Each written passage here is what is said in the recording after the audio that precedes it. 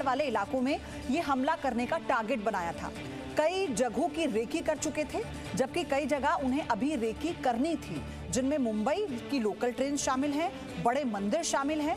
इसके अलावा उत्तर प्रदेश के कई शहरों में बड़े मैदान भी शामिल हैं। बड़े मैदानों में चुनावी रैलियों को फोकस करना, टारगेट करना इनका प्लान का हिस्सा था, क्योंकि विधानसभा चुनाव उत्तर प्रदेश में होने हैं कुछ महीनों में, और ऐसे में जो रैलियां हैं वहां पर राजनीतिक पार्टियों की वो शुरू भी होने जा रही हैं। इसी को लेकर इनकी ये रैकी हो रही थी। ये बड़ी साजिश स्पेशल सेल ने जो अभी अपडेट दी स्पेशल सेल के मुताबिक वो ये है कि भीड़ भाड़ वाली जगहों पर मुंबई लोकल, मुंबई के मंदिर, क्योंकि गणेश चतुर्थी और गणेश उत्सव इस वक्त चल रहा है और इसीलिए मुंबई में मंदिरों को भी निशाना बनाने की प्लानिंग इन आतंकियों ने की थी। एक और बड़ी खबर इसी से जुड़ी हुई ये है कि डी कंपनी टेरर मॉड्यूल पर, ये बड़ी खबर है इस वक्त की, आतंकी जान मोहम्मद को टिकट देने वाला गिरफ्तार हो गया है। ट्रैवल एजेंट असगर को क्राइम ब्रांच ने हिरासत में ले लिया है। मुंबई पुलिस की क्राइम ब्रांच की ट्रैवल एजेंट से पूछताछ इस वक्त चल रही है। असगर ने 13 सितंबर को मुंबई से दिल्ली की ट्रेन बुक की थी, जिसमें यानी आप ये समझिए कि आतंकी जान मोहम्मद को टिकट असगर ने ही दिलाया था। ट्रैवल एजेंट असगर को क्राइम ब्रांच ने हिरासत में ले लिया है और मुंबई पुलिस क्राइम ब्रांच की जो ये ट्रैवल एजेंट है इससे पूछताछ कर रही है। 13 सितंबर को मुंबई से दिल्ली की ट्रेन बुक की गई थी।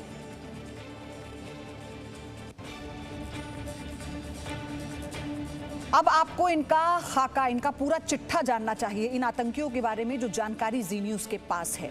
जीशान के बारे में जानिए। ये उत्तर प्रदेश के प्रयागराज का रहने वाला है। ये एमबीए कर चुका है, दुबई में बतौर अकाउंटेंट का काम कर चुका है। लॉकडाउन के दौरान भारत ये लौटकर आया था। भारत लौटकर खजूर का बिजनेस किया इसने। पाकिस्तान में आतंकी ट्रेनिंग ले चुका है ये। जिन 2 आतंकियों की ट्रेनिंग की बात थी उसमें से एक ये है जीशान। और मोहम्मद आमिर की बात अगर करें, ये है मोहम्मद आमिर, शक्ल इसकी देख लीजिए। ये भी उत्तर प्रदेश के लखनऊ का रहने वाला है। जीशान का रिश्तेदार ये बताया जा रहा है। आमिर कई साल जिद्दा में रहा, जिद्दा में मजहबी तालीम देता था। जान मोहम्मद की अगर बात करें, जो अगला आतंकी है, तीसरा आतंकी, इसकी प्रोफाइल भी आप देखिए। ये है जान मोहम्मद, ये मुंबई का है, महाराष्ट्र से है। ये पेशे से ड्राइवर है। 2001 में इस पर मारपीट का केस दर्ज हुआ था जिसमें इसकी गिरफ्तारी हुई थी। इसके बारे में ये जानकारी है। अब अगले आतंकी पर आते हैं जिसका नाम है मूलचंद उर्फ लाला। ये है मूलचंद उर्फ लाला, ये उत्तर प्रदेश के बरेली का है। पेशे से किसान, दाऊद कंपनी के ये संपर्क में था, जिसके बारे में जानकारी थी कि एक आतंकी संपर्क में था, तो वो ये है, क्योंकि फाइनेंशियल असिस्टेंट उसी कंपनी के जरिए इस पूरे रैकेट को हो रहा था। अब आते हैं अगले आतंकी पर जिसका नाम है अबू बकर। ये है अबू बकर, ये तस्वीर इसकी बहराइच, यानी ये भी उत्तर प्रदेश से है। जिद्दा में रह चुका है ये भी, और कुछ साल जिद्दा में रहकर भारत लौटा है। 2013 में देवबंद मदरसे में तालीम ली इसने। ये इसकी प्रोफाइल है। अब अगले आतंकी के बारे में बता दूं जिसका नाम है ओसामा। जामिया नगर दिल्ली में रहता है। परिवार ड्राई फ्रूट्स का काम करता है। कारोबार के सिलसिले में मिडिल ईस्ट के कई देश ये जा चुका है। कारोबार के लिए मस्कट गया, मस्कट से समंदर के रास्ते ये पाकिस्तान पहुंच गया और पाकिस्तान में आतंकी ट्रेनिंग लेकर लौटा। तो ये 2 आतंकी, ओसामा और एक जिसके बारे में मैंने आपको शुरुआत में बताया जिसका नाम है जीशान, ये दोनों पाकिस्तान में आतंकी ट्रेनिंग लेकर आए हैं। तो इन 6 आतंकियों में से 4 उत्तर प्रदेश के, 1 महाराष्ट्र का, 1 दिल्ली का। तो पूरा खाका, इनकी पूरी प्रोफाइल एक तरह से हमने आपको बता दी है।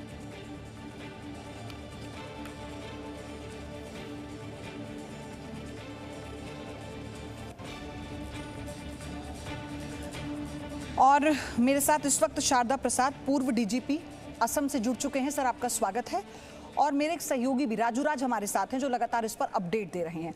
राजू राज, इनका पूरा चिट्ठा हमारे पास था, जी न्यूज़ के पास, तस्वीरों के जरिए हमने बता दिया। अभी आप मुझे ये बताइए, कोर्ट में जो आज पेशी होनी थी उसके बाबत, और जो ट्रैवल एजेंट गिरफ्तार किया गया है उसे लेकर फिलहाल क्या अपडेट है? देखिए, सबसे बड़ी बात है कि जो कोर्ट में जिन 2 आतंकियों के पेश होनी है वो लंच के बाद पेश होंगे, जो जानकारी मिल पाई है। लगातार यहाँ पर 4 आतंकी जो दिल्ली पुलिस के स्पेशल सेल के कस्टडी में हैं, जिन्हें 14 दिन की रिमांड मिली हुई है, उनसे लगातार पूछताछ करी है। दूसरी एजेंसियां भी इनसे संपर्क में, क्योंकि जो मॉड्यूल सामने आया है, जिस तरीके से 2 टीमें काम कर रही थी, एक डी कंपनी से जुड़ी जो लॉजिस्टिक सपोर्ट दे रही थी और दूसरी जो अलग अलग हिस्सों में जाकर लोगों को एकत्रित कर रही थी, इन दोनों मॉड्यूल के बारे में जानकारी मिल पाई है। लेकिन जो स्पेशल सेल के सूत्रों से हमें जानकारी मिल पाई है उसके मुताबिक ये किस तरह से कुछ बड़े जगहों पे, मुंबई, दिल्ली, तमाम जगहों पे कुछ जगहों की रेकी कर चुके थे, कुछ जगहों की रेकी करना बाकी था, जिनमें जो मुंबई लोकल ट्रेन की बात है। आप देखिए, 26/11 पार्ट 2 की प्लानिंग थी। मुंबई लोकल ट्रेन पे ये टारगेट करना चाह रहे थे, उसकी रेकी भी कर चुके थे। दूसरी, जो मुंबई के बड़े मंदिरों में ये टारगेट का भीड़ भाड़ वाला जगह है, कोरोना जब से कम हुआ और उसके बाद जिस तरीके से गणेश उत्सव चल रहा है, उसकी तैयारियां चल रही है, पूरे देश में गणेश उत्सव मनाया जाता है, तो उसको लेकर मंदिरों पर भी टारगेट था। इसलिए लगातार दूसरी एजेंसियां संपर्क में एक दूसरे से, मुंबई की टीम, दिल्ली पुलिस के स्पेशल सेल की टीम, यूपी एटीएस। उत्तर प्रदेश में चुनाव है, इसलिए चुनावी मैदान जहां पर रैलियां होनी है, बड़े लोगों की रैलियां होनी है, वहां पर टारगेट करना था। हमने कुछ देर पहले भी कुछ इंफॉर्मेशन जो सूत्रों के हवाले से मिला था कि जैसे जिसान और ओसामा को जो पाकिस्तान में ट्रेनिंग दी गई, वहां पर उनको वेपन चलाने के लिए आईईडी प्लांट करने के लिए सिखाया गया और यह भी बताया गया कि अगर किसी वजह से आपके पास हथियार ना हो और आपके सामने आपका टारगेट हो, तो बिना हथियारों को उस टारगेट को कैसे मारा जा सकता है। एक बहुत महत्वपूर्ण जानकारी है कि अगर आप भीड़ भाड़ वाले जगह पर हैं, वहां कुछ प्लान करना चाह रहे हैं और वहां आपसे अगर किसी कारणवश या एजेंसी के आप झांसे में आ गए, अगर अकेले आपका टारगेट दिख रहा है, तो आप टारगेट को कैसे मार सकते हैं, ये इसकी भी ट्रेनिंग दी गई है। दूसरी जो सबसे महत्वपूर्ण बात है कि आप लोकल ट्रेन को टारगेट करने की प्लान करें। लोकल ट्रेन में जहां पर काफी संख्या में लोग ट्रेवल करते हैं, मुंबई की बैकबोन है या ट्रैवल करने के लिए, तो वहां पर है। असगर की गिरफ्तारी की बात है, आप देखिए कि किस तरीके से स्लीपर सेल काम कर रहे हैं। असगर जिसने टिकट बनाया, जिसको कोटा से अरेस्ट किया गया है, उसने ट्रेन टिकट बुक कराई। तो इन तमाम लिंक एक दूसरे से मिल रहे हैं कि कैसे देश के अलग अलग हिस्सों में यही सवाल मैंने आपसे पहले भी किया था ना राजू, कि अभी तो ये 6 आतंकियों की गिरफ्तारी इसलिए हुई क्योंकि सीधे तौर पर जुड़े हुए थे, डी कंपनी हो, आईएसआई हो, पाकिस्तान से इनकी ट्रेनिंग की बात सामने आई। लेकिन ये स्लीपर सेल्स जो इन्हें इनडायरेक्टली यहाँ मदद कर रहे थे इतने समय से, अभी इनका खुलासा होना भी बाकी है। एक एक करके हमें उम्मीद भी है कि ये होगा। मेरे साथ एलन राव जुड़ गए हैं, पूर्व डीजीपी दिल्ली पुलिस। सर, आपके पास मैं आ रही हूं। ये बहुत बड़ा खुलासा है। ट्रैवल एजेंट इन्हें टिकट मुहैया करा रहा था, डी कंपनी से जुड़े हुए आतंकवादी इन्हें फाइनेंशियल असिस्टमेंट दे रहे थे, इन्हें ये बता रहे थे कहां पर क्या है, क्या इंफॉर्मेशन है। तो अभी तो हमारी चुनौती शुरू हुई है फिर यहां से। जी डेफिनेटली अभी चुनौती शुरू ही हुई है और बहुत बड़ी कामयाबी है, क्योंकि ऐसी कोई घटनाएं होने से पहले स्पेशल सेल और दूसरे राज्यों की पुलिस ने मिलकर इसको अंजाम दिया है, इसको पकड़ा है। इतने लोगों को 6 लोग पकड़ना बड़ी बात है और उसके बाद इन 6 लोगों की इंटरोगेशन से जो मालूम हो रहा है, जैसे रिसेंटली ये मालूम हुआ है कि 14-15 आदमी ऐसे बांग्लादेशी भाषा में बोलने वाले आदमी ट्रेनिंग करके आए हैं, उनको ढूंढना बड़ा जरूरी है। अभी ये टाइम बड़ा क्रूशियल है। इस टाइम पर त्योहारों का टाइम है, इलेक्शन आने वाले हैं यूपी में और भी कई जगह ऐसे सेंसिटिव काम जो होने हैं, उसमें अगर कोई गड़बड़ी फैला देता तो उसमें कितना नुकसान हो सकता था, ये आप अंदाजा लगा सकते हो। तो ये बहुत बड़ी पुलिस की कामयाबी मैं समझता हूँ और इससे बहुत खुलासे होंगे और इसकी इंटेरोगेशन से जो आगे पता लगेगा, उसकी इन्वेस्टिगेशन अभी तो जुम्मा एक दिन तो पकड़ने में लगा, अभी आगे इनकी डिटेल इंटेरोगेशन के लिए इनका पुलिस रिमांड लिया जाएगा 15 दिन या 30 महीने का। उसके बाद जो खुलासे होने हैं और बहुत से लोग पकड़े जाएंगे। इनकी फंडिंग का कहाँ से पैसा मिल रहा है, कौन कौन इसको सपोर्ट कर रहे हैं। यूएपीए एक्ट इतना वास्ट हमारा कानून है, उसमें कोई भी आदमी अगर संरक्षण देता है उसके लिए, फाइनेंस करता है उसके लिए, और कोई इनको मोटिवेट या उनको इंस्टिगेट करता है, इसको वो करता है, उसके लिए भी सारा प्रावधान है सजा का। तो जितने आदमी इसमें सब शामिल रहेंगे, वो डिटेल इंटरोगेशन और इसकी इन्वेस्टिगेशन के बाद जो पता लगेगा उसकी और ज्यादा इसमें छानबीन की जाएगी। मैं उम्मीद करता हूं कि हमारी दिल्ली पुलिस की स्पेशल सेल और दूसरे जो इंटेलिजेंस एजेंसीज हैं वो इसमें और ज्यादा मेहनत से काम करेंगे, ताकि और होने वाले जो और ज्यादा खुलासे उनके बारे में पता लगेगा। शारदा प्रसाद सर, मंदिर इनके निशाने पर थे मुंबई में, क्योंकि इस वक्त गणेश उत्सव चल रहा है। इनके निशाने पर लोकल ट्रेन्स थी, क्योंकि उसमें अब अनलॉक के बाद से जो आवाजाही है पूरी तरह से कर दी गई है। इनके टारगेट पर थे वो बड़े मैदान उत्तर प्रदेश के, जहां पर चुनावी रैलियां होनी हैं। तो आप ये सोचिए कि कितनी स्टडी इन्होंने की होगी, और वो स्लीपर सेल जो हर राज्य में इनकी मदद कर रहे हैं, उनका नेटवर्क कितना स्ट्रांग होगा। मोदी जी, ऐसा है कि हमारे जो पड़ोसी हैं पाकिस्तान, इनकी विदेश नीति ही है कि भारत को धीरे धीरे ब्लीड करना है, और ये इकोनॉमिक ब्लीडिंग भी होनी चाहिए और सोशल ब्लीडिंग भी होनी चाहिए, पॉलिटिकल ब्लीडिंग भी होनी चाहिए। यानी हमको कमज़ोर करने की एक लॉन्ग टर्म उनकी प्लानिंग है। उसके ही चलते ये जो तरह तरह के आतंकी गतिविधियाँ हैं या स्लीपर सेल है, इनका गठन किया हुआ है। ये स्लीपर सेल हैं और काम कर रही हैं, और उनको कंट्रोलिंग ऑफिसर्स भी हैं जो कि पाकिस्तान में बैठे हुए हैं, और कुछ थोड़े बहुत यहाँ पर भी उनकी देखभाल करने वाले लोग हैं जो कि उनको समय समय पर पैसा देते रहते हैं, उनसे काम लेते रहते हैं। कोई ज़रूरी नहीं है कि हर स्लीपर सेल का हर आदमी कहीं पर बम फोड़ने के लिए ही बैठा है, ऐसा नहीं है। वो अलग अलग काम कर रहे हैं, और समय आने पर जैसा कि उनको सलाह दी जाती है, जैसा उनको इंस्ट्रक्शन दिया जाता है, उस हिसाब से करते हैं।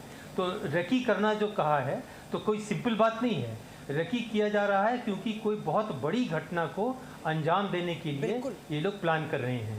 अभी जैसा कि कहा कि उत्तर प्रदेश में बहुत ही जल्दी इलेक्शन होने वाले हैं, और उस समय लार्ज स्केल भीड़ इकट्ठी होगी और भाषण होंगे, बड़े बड़े वीआईपी आएंगे, और उस समय अगर कोई आतंक फैलता है तो उससे जो हमारी एक डेमोक्रेटिक गवर्नमेंट है उसकी एक मैं कहूँगी उसकी जो क्रेडिबिलिटी है उस पर भी असर पड़ता है, जो कि हमारे पड़ोसियों का ख्याल है। तो इसलिए ये बहुत इम्पॉर्टेंट है कि इस प्रकार की स्लीपर सेल्स का अनर्थिंग किया जाए, उनके बारे में मालूम किया जाए। इसको छोटा न लिया जाए कि क्या है, यहाँ से यहाँ गया या एक रेकी कर रहा था, मैदान का रेकी कर रहा था, इसमें कौन सी बड़ी बात है, ऐसा नहीं है। इसके पीछे की जो स्टोरी है वो हमको बाहर ज़रूर आनी होगी, नहीं तो ये ऐसे ही रह जाएगा। दूसरी चीज़ ये है कि केवल इन्हीं स्टेट्स की बात नहीं है, दूसरे स्टेट्स की जो भी बात है, जैसे कि मैं कहूँ वेस्ट बंगाल है या केरल है या हमारे दक्षिण के राज्य हैं, तो अगर उनके बारे में मेरे पास में सूचना नहीं, इसका मतलब नहीं है कि वहाँ स्लीपर सेल नहीं है। ये स्लीपर सेल हर जगह हैं और समय समय पर अपना रूप दिखाते रहते हैं, काम करते रहते हैं। सिर्फ मंदिर ही नहीं निशाने पर हैं, ये मत सोचिए। जो मस्जिद हैं उनमें भी अगर जो निषिद्ध पशु है, मैं इसी पर आ रही थी। इनमें से एक आतंकी की प्रोफाइल अबू बकर, जो बहराइच का रहने वाला है, उसने 2013 में देवबंद मदरसे में तालीम ली थी। मैं सर आपको याद दिलाते हुए, अभी कुछ महीने पहले जो लखनऊ से गिरफ्तारी हुई धर्मांतरण के मुद्दे पर, उसमें आईएसआई से भी इसका लिंक समझ में आया। और अभी जब केरल के एक बिशप ये कहते हैं कि वहां पर धर्मांतरण बहुत ज्यादा हो रहा है, उसमें भी हम कनेक्शन तालिबान से नजर आया। तो फिर क्या हमें इन सबको आपस में जोड़कर देखना चाहिए कि स्लीपर सेल यही तो है, फिर वो किस तरह से काम कर रहे हैं? बिल्कुल, इनफैक्ट मैं कहूँगा कि सिर्फ दक्षिण राज्य ही नहीं, जो हमारे पूर्वोत्तर राज्य हैं वहाँ पर भी बहुत जगह पर स्लीपर सेल काम करती हैं। और मैं आगे जब डीजी इंटेलिजेंस था नॉर्थ ईस्ट में, तो इस प्रकार की स्लीपर सेल्स का उद्घाटन मैंने सिलचर ज़िले में और इधर ग्वालपारा ज़िले में, इधर गुवाहाटी में, अपर आसाम में, वहाँ पर भी किया था। और उनके लिंक मुझे सीधे बेंगलोर से, बॉम्बे से और उड़ीसा से, यानी आप जो जगह आप नहीं सोच सकते वहाँ पर भी स्लीपर सेल्स के लिंक हैं। तो इसलिए इस पर एक विशद कार्रवाई की आवश्यकता है, और मैं समझ रहा हूँ कि इंटेलिजेंस ब्यूरो तो उन्होंने अवश्य ही इसका संज्ञान लिया होगा। जो लार्जर प्लेटफॉर्म है, लार्जर प्लेटफॉर्म पर इसको रिव्यू कर करके और पूरा एक्शन लेना चाहिए। जी एलन राव सर, मैंने ये सवाल पहले भी किया था, और क्योंकि इनकी 6 की गिरफ्तारी के बाद से जितने भी इस वक्त खुलासे हुए हैं, उसके बाद ये लाजमी सवाल है, मुझे लगता है हर भारतीय ये सोचता होगा, क्या इतना आसान है 26/11 जैसा हमला फिर से करना हिंदुस्तान पर?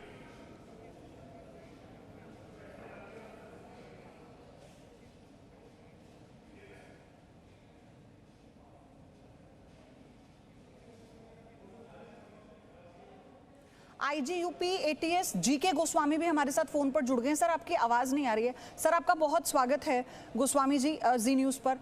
सबसे पहली बात तो ये कि आप देखिए इन 6 में से 4 आतंकी हैं जो उत्तर प्रदेश के बताए जा रहे हैं। इनमें से 2 वो हैं जो ट्रेनिंग लेकर आए हैं पाकिस्तान में। तो हम ये कह रहे हैं कि डी कंपनी का खात्मा हम कर चुके हैं, अब इसका कोई मॉड्यूल ही नहीं है। तो फिर इसे कैसे समझे, ये कैसे पनपा, इसने कैसे सब कुछ सेटलमेंट कराया और कैसे ये मदद कर रहा था? I'm unable to listen to hear your voice actually. So please correct me again. I think it's not clear. Sir, are you getting my question? Actually, your voice is not clear to us.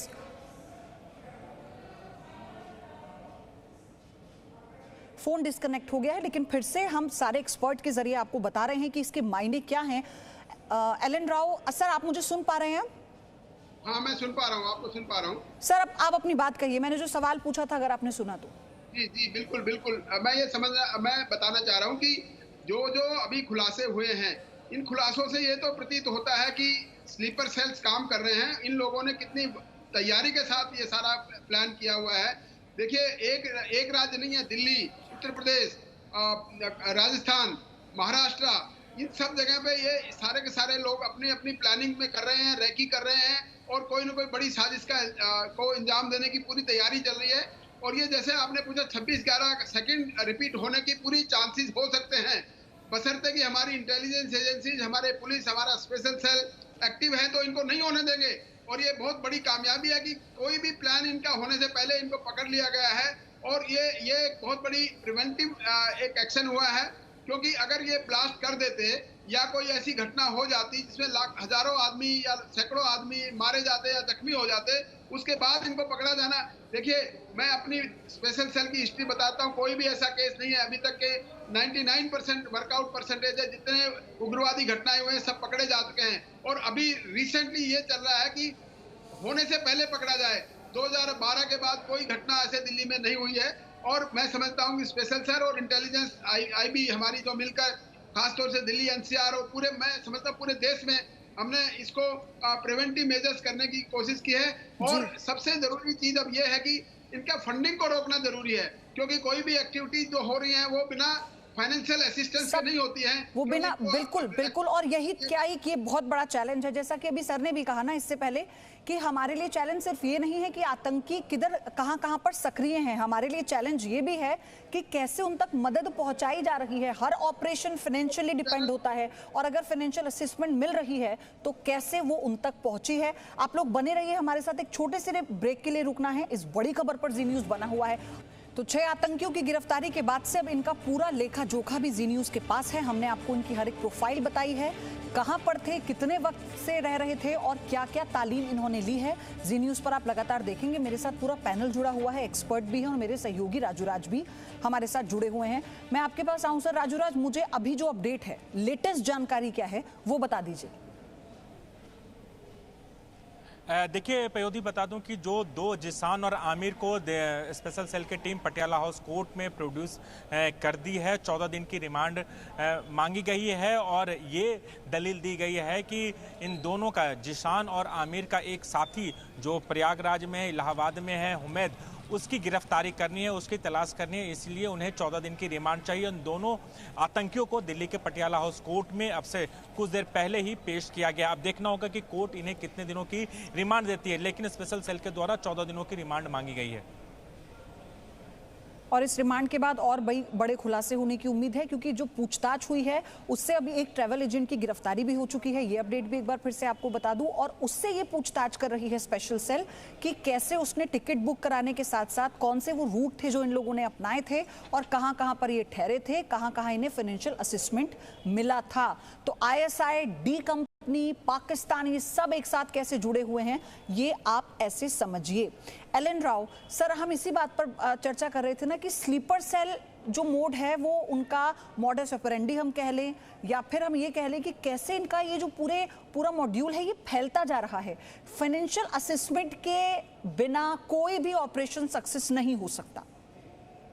देखिए पयोधी जी, ये बिल्कुल सत्य बात है। कोई भी उग्रवादी घटना बिना पैसे की मदद के शुरू नहीं हो सकती और खत्म भी नहीं हो सकती।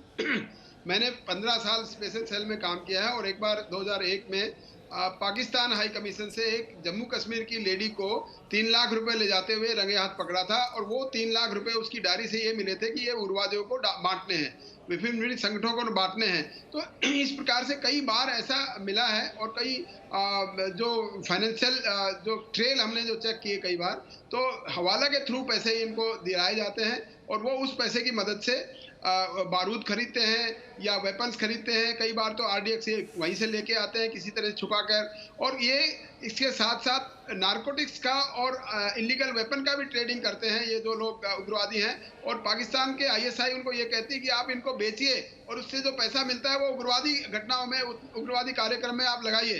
तो इस प्रकार से फाइनेंशियल असिस्टेंस किए बिना कोई भी उग्रवादी घटना नहीं हो सकती। सर, मैं माफी के साथ आपको रोकूंगी, माफी के साथ मैं रोक रही हूँ। मेरे साथ doctor GK Goswami IG ATS Uttar Pradesh से फोन पर जुड़े हैं, तो मैं चाहती हूँ उनसे इस पर और जानकारी ले लूँ।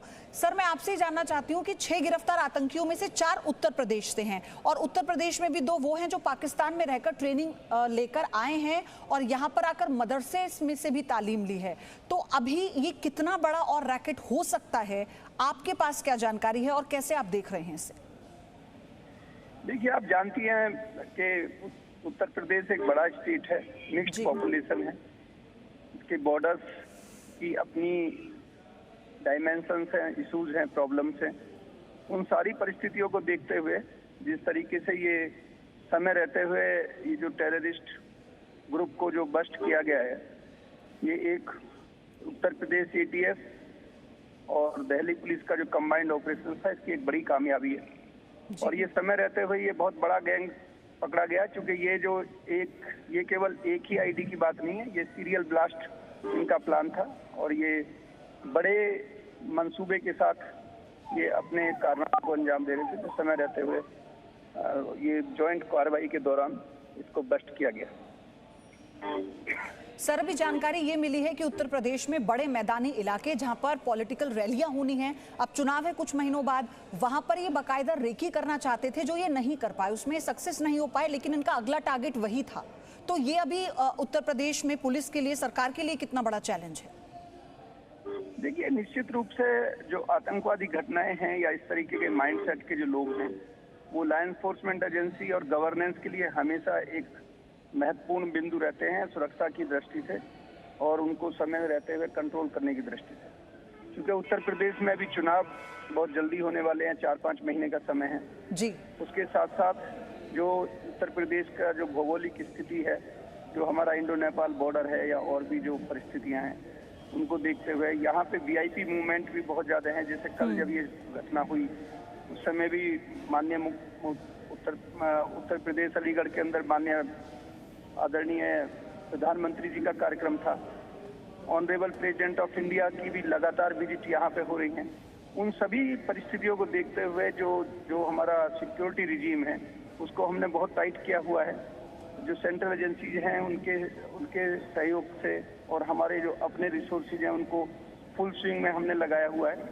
और इसी का परिणाम है कि जो समय पे हमने अभी इससे पहले जो अलकायदा का मॉड्यूल बस्ट किया था जून में, तो ये बहुत तत्परता के साथ जो हम लोग काम कर रहे हैं, जो हमारे टेक्निकल जो नो हाउ जो है, हमारे जो एक्सपर्टीज हैं, उनके जरिए हम समय रहते हुए इन पर कार्रवाई कर रहे हैं। लेकिन ये एक बहुत बड़ा चैलेंज है, इसमें कोई संदेह नहीं है। सर, मेरा सवाल यही था अगला आपसे। आपने कहा ना जून में जिस मॉड्यूल का खुलासा हुआ, सर क्या इन सबको हम जोड़कर देखें? क्योंकि जब हम बात करते हैं आईएसआई की तो उसकी सक्रियता उत्तर प्रदेश में हमने देखी है लगातार। लखनऊ से जो गिरफ्तारी हुई, उसके बाद धर्मांतरण के मुद्दे में आईएसआईएस से जुड़ा हुआ होना, ये जानकारी मिली। तो क्या ये सब कनेक्टेड है? क्या हम इसे ऐसे देख सकते हैं जोड़कर? देखिए, अगर आप एक वाइडर पर्सपेक्टिव में देखें, एक वृद्ध स्वरूप में देखें, तो निश्चित रूप से कहीं ना कहीं लोगों के तार जुड़े हुए हैं। जैसे आपने धर्मांतरण का नाम लिया, तो धर्मांतरण के अंदर भी अगर लॉन्ग टर्म में देखते हैं तो बहुत सारी ऐसी एजेंसियों से वहाँ फंडिंग हुई है जिनके टेरर लिंकेजेस हैं। तो इनके उद्देश्य अलग अलग हो सकते हैं दूरस्थ, लेकिन जो इनका जो मोटिव है, मोटिव लगभग एक जैसा है कि ताकि चीज़ों को सामान्य करा जाए, स्थिरता लाई जाए और जो इस तरीके की जो एंटी नेशनल एक्टिविटीज है उनको बढ़ावा दिया जाए, चाहे वो धर्मांतरण के रूप में हो, चाहे वो टेरर फंडिंग के रूप में हो, या इस तरीके से टेरर के जो मॉड्यूल चलाए जा रहे हैं उनके द्वारा हो, या बाहर से जो माइग्रेंट्स थे, जैसे यूपी उत्तर प्रदेश की ATS के द्वारा बहुत सारे, अभी हमने पिछले कुछ दिनों के अंदर 70 से भी ज़्यादा लोगों को गिरफ्तार विभिन्न मामलों में किया है। रोहिंग्या एक देखने में ऐसा लगता है कि रोहिंग्या कोई इशू नहीं है, लेकिन जब उसकी आप गहराई में जाते हैं रोहिंग्या में, तो रोहिंग्या के अंदर भी बांग्लादेशियों से उनके संपर्क हैं। 5-5 करोड़ रुपए उनके बैंक अकाउंट्स के अंदर हैं। कोई विश्वास नहीं करेगा कि क्या 5 करोड़ रुपए किसी रोहिंग्या के अकाउंट में हो सकता है, बट ये हकीकत है जो हमने उजागर किया है। तो जो आपका ये कहना है ये बिल्कुल सत्य है कि इनके जो लार्जर इंटरेस्ट है, लार्जर जो देश है, जो लोग इनको हैंडल कर रहे हैं, उनका उद्देश्य देश के अंदर अस्थिरता पैदा करना है, जिसको पूरी तरीके से जो एजेंसीज हैं वो उनको फिजल आउट कर रही है। सर, मुझे एक और चीज आपसे समझनी है। मुझे याद है इंडियन मुजाहिदीन का उत्तर प्रदेश से खात्मा करने के लिए सुरक्षा एजेंसियां और पुलिस ने जो जॉइंट ऑपरेशन चलाए थे, और उसके बाद एक के बाद एक आतंकियों को बाकायदा उनके गढ़ से स्लीपर सेल के साथ ये पूरे इस मॉड्यूल का खात्मा हुआ। लेकिन सर, ISI की जब हम बात करते हैं या और जो आतंकी संगठन हैं जिनके तार हम यूपी से जुड़े हुए देखते हैं, इनके पास कितने सारे सहारे हैं। ये मदरसों का भी सहारा लेते हैं, बदनाम करते हैं बाकायदा मदरसों को इस तरह से, ये तालीम का सहारा लेते हैं, ये धर्मांतरण का सहारा लेते हैं। तो फिर ये कैसे इसको एक पूरे एक बड़े परिप्रेक्ष्य में देखकर एक एक्शन मोड होगा? ये आपकी बात सही है कि ये जो इनके डायमेंशंस हैं ये बहुत व्यापक हैं, बड़े वृहद स्तर के हैं, लेकिन उसी तरीके से जो एजेंसीज हैं उनके भी जो हमारी स्ट्रेटेजी हैं वो भी बहुत बड़ी व्यापक हैं। और आप देखते हैं कि लंबे समय से जो उत्तर प्रदेश में काफ़ी समस्याएं रहती थी, बहुत हद तक उन पर काबू पाया गया है, किसी प्रकार की कोई ऐसी अनटूवर्ड सिचुएशन नहीं हुई है, जो इस बात को स्थापित करता है कि जो एजेंसीज हैं, जो एक दूसरे के साथ समन्वय के साथ जो पुलिस, ATS, STF हमारी जो काम करती हैं, वो इतने चाक चौबंदी के साथ करती हैं कि ऐसे लोग मंसूबे बनाते हैं लेकिन उनको कभी भी पूरा नहीं करने दिया गया। और जो स्ट्रेटजीज हैं वो बहुत ही स्ट्रॉन्ग स्ट्रेटजीज हैं जो बाहर से पब्लिक को दिखाई नहीं देती हैं, लेकिन बहुत सारे ऐसे मामले समय रहते हुए कंट्रोल किए जाते हैं जिनको बहुत बार बाहर बताया भी नहीं जाता है। सर, क्योंकि मैंने उत्तर प्रदेश के परिप्रेक्ष्य में सवाल आपसे इसलिए पूछा ना, क्योंकि डी कंपनी को लेकर तो ये पूरी तरह से डिक्लेयर था कि डी कंपनी का अब पूरी तरह से खात्मा हिंदुस्तान से हो चुका है। लेकिन देखिए कैसे धीरे धीरे स्लीपर सेल के जरिए ही, क्योंकि डी कंपनी वो कंपनी रही है जो फाइनेंशियल असिस्टमेंट के लिए पैसा और तमाम उपकरण मुहैया कराने के लिए हमेशा सक्रिय मानी जाती है। जब ये दोबारा पनप सकती है तो हम इस बात से कैसे इनकार करें कि कोई और संगठन है जो नहीं पनपेगा। आपका बहुत धन्यवाद जी न्यूज़ से जुड़ने के लिए। ये जानकारी जो आपने दी इसे लेकर बहुत शुक्रिया। एक अपडेट है इसी पर। अपडेट यह है कि आतंकी जीशान कमर और आमिर जावेद को दिल्ली की अदालत ने 14 दिन की पुलिस रिमांड पर भेज दिया है। फिलहाल ये बड़ी खबर, क्योंकि अब से थोड़ी देर पहले इन्हें कोर्ट में पेशी इनकी हुई और ये अपडेट हमने आपको बताई थी। अब जो जानकारी है 14 दिन की पुलिस रिमांड पर इन्हें भेजा गया है। इसमें है जीशान कमर, आमिर जावेद, ये दोनों आतंकी हैं। दिल्ली की अदालत ने इन्हें 14 दिन की पुलिस रिमांड पर भेज दिया है।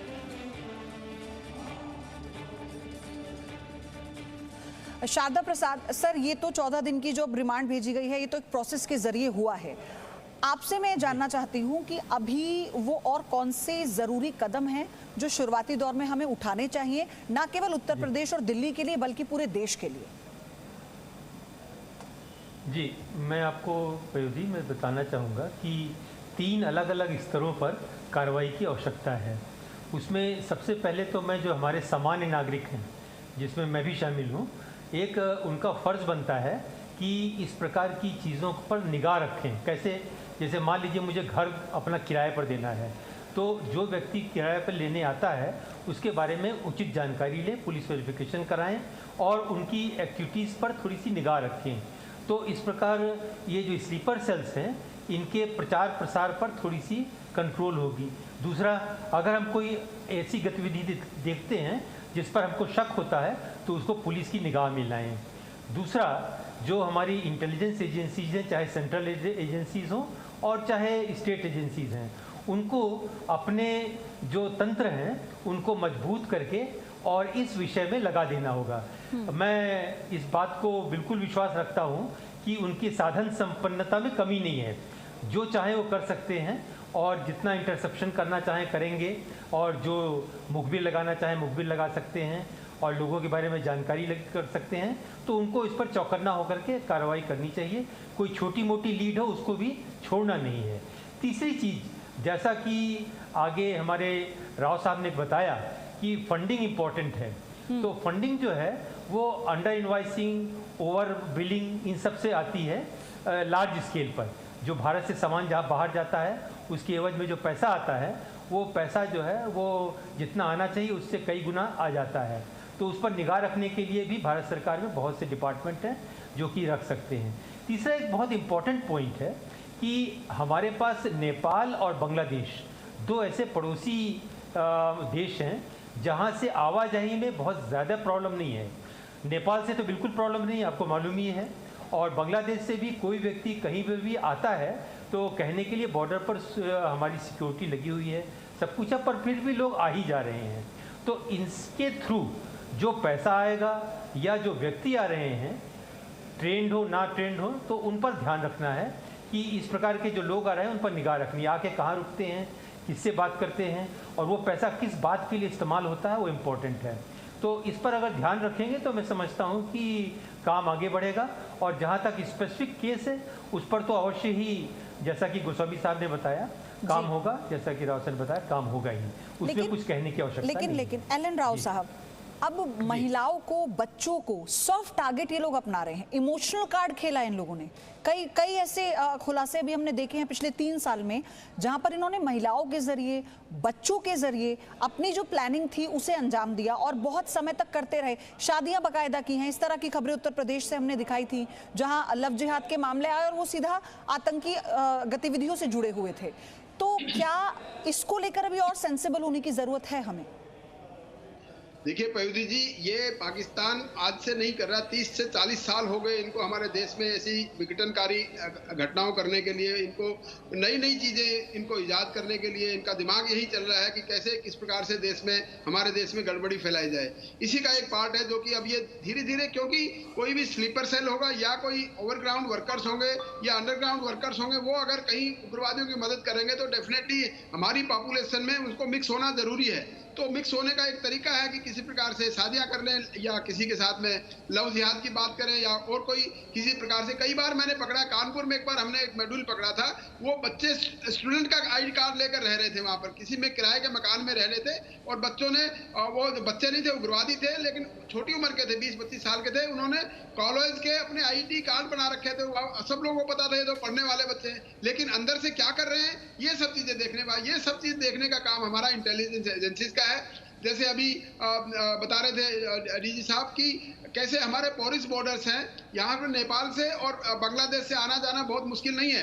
जब से हमारा पाकिस्तान का बॉर्डर सील हुआ उसके बाद से इन्होंने ये रास्ता अपना लिया और यहाँ से उग्रवादी भेजते हैं। तो हमारी सिक्योरिटी एजेंसी, वहाँ की लोकल पुलिस और इन सबको मिलाकर। सर, मैं आपके पास आ रही हूँ। इसी बीच ये भी बताते हैं, ये भी दिखाते हैं कि केंद्रीय गृह राज्य मंत्री अजय मिश्रा ने कहा है कि 6 आतंकियों की गिरफ्तारी सुरक्षा एजेंसियों के लिए एक बड़ी सफलता है।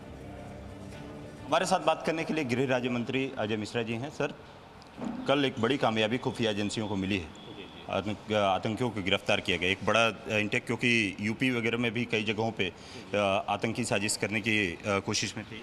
देखिए, पाकिस्तान और उसकी खुफिया एजेंसी लगातार भारत में अस्थिरता फैलाने के लिए लगातार प्रयास लंबे समय से कर रहे हैं, लेकिन जब से प्रधानमंत्री मोदी जी के नेतृत्व में हमारे देश में सरकार 2014 के बाद बनी है, वो कोई बड़ी घटना यहाँ पर नहीं कर पाए हैं।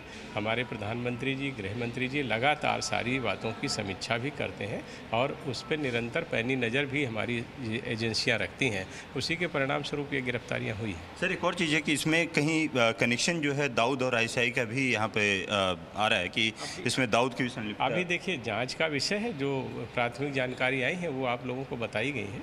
अभी जांच चल रही है, देखिए अभी क्या क्या इसमें निकलता है।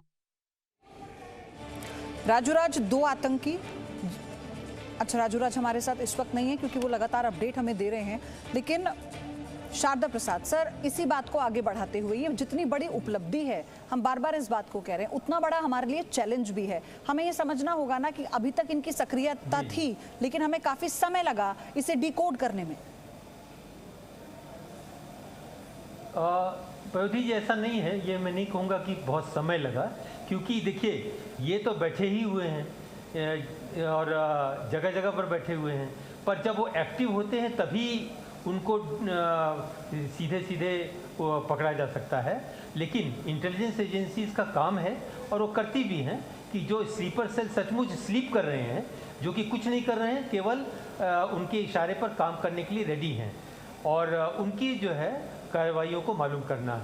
तो बीच बीच में करते रहते हैं, और मैं समझता हूँ कि हर चीज़ को पब्लिक में लाया नहीं जाता है, और इंटेलिजेंस एजेंसीज उसको मैं जो हम लोग टर्म यूज़ करते हैं न्यूट्रलाइज करना, तो इंटेलिजेंस एजेंसीज उनको न्यूट्रलाइज कर देती हैं, और वो चीज़ पब्लिक में आती नहीं है। तो जैसी आवश्यकता होती है वैसी इंटेलिजेंस एजेंसीज करती हैं, आवश्यकता होती है तो पुलिस भी करती है, और इस पर कार्रवाई होती है। तो मैं यही उम्मीद करता हूं कि अभी जो त्यौहार का सीज़न आ रहा है, और ठीक त्यौहार के सीज़न के जैसे ही ख़त्म होगा वैसे ही इलेक्शन की समा बंधेगा, वैसे ही भीड़ भाड़ इकट्ठा होगी, तो उस समय ऐसी कोई घटना ना हो, इसके लिए हमारी एजेंसीज पूरी तरह से तैयार रहें। जी, रेकी करने से पहले उत्तर प्रदेश में हमने उन्हें रोक दिया, इनका ऑपरेशन असफल कर दिया, इससे बड़ी उपलब्धि और क्या होगी? सबसे पहली बात ये, और ये एक के बाद एक चीज़ों को देखकर, चुनाव को, पूजा को, फेस्टिवल को देखकर प्लानिंग कर रहे थे। सारी इनकी प्लानिंग पर हमारी सुरक्षा एजेंसियों ने पानी फेर दिया है। दोनों मेहमान हमारे साथ बने थे, सर आप दोनों का बहुत शुक्रिया। Presenting V News app available on Google Play and App Store. Download it now.